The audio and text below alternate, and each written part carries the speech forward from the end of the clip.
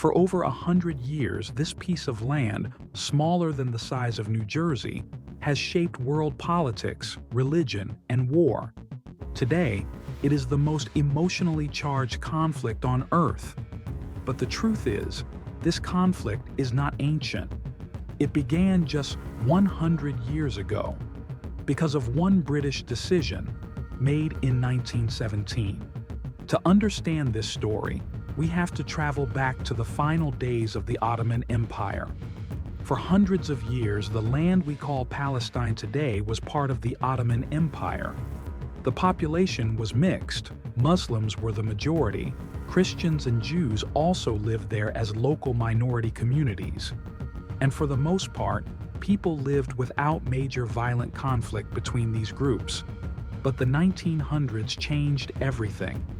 In Europe, a political movement was gaining strength among Jewish communities. It was called Zionism. Zionists argued that Jews are not only a religious group, they are a nation, and therefore they deserve their own independent country. After centuries of persecution in Europe, many Jews believed that the only safe future was to build their own state in the land of their ancient ancestors. Then came World War I. The Ottoman Empire collapsed.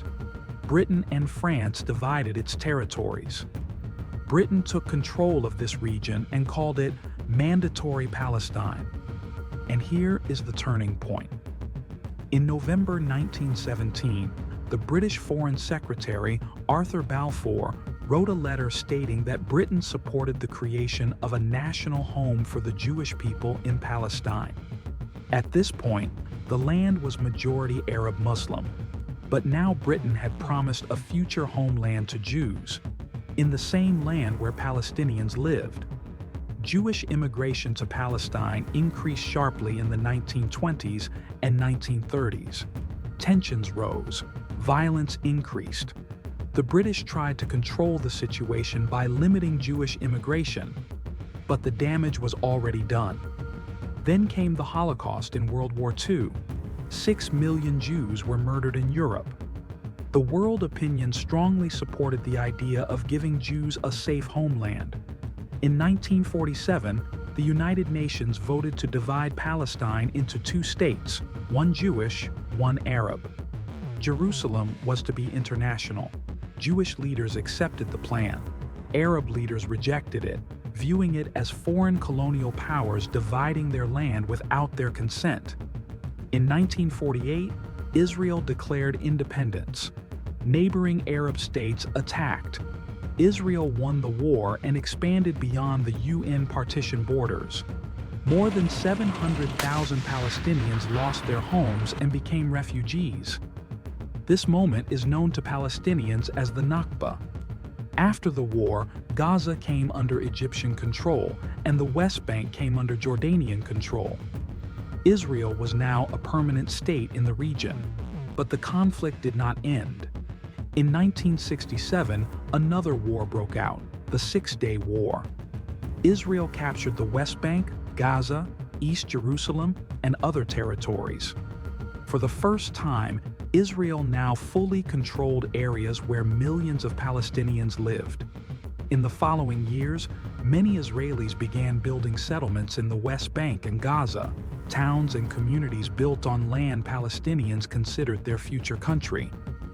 This turned the situation even more complicated, because the land that Palestinians hoped for independence was being divided by new settlers.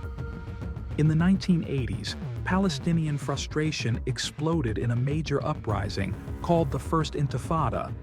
Protests, clashes, and violence spread across the region. Hundreds died. In the early 1990s, there was hope for peace. The Oslo Accords were signed. Israel recognized the PLO as the representative of the Palestinian people, and the PLO recognized Israel's right to exist. The agreement created the Palestinian Authority to govern limited parts of the West Bank and Gaza. But extremists on both sides opposed peace. A Jewish extremist assassinated the Israeli prime minister who signed the agreement. Militant Palestinian groups carried out attacks to sabotage the process. Step by step, trust collapsed. A second, even deadlier intifada erupted in the 2000s. Israel built walls, checkpoints, and barriers, arguing it was necessary for security.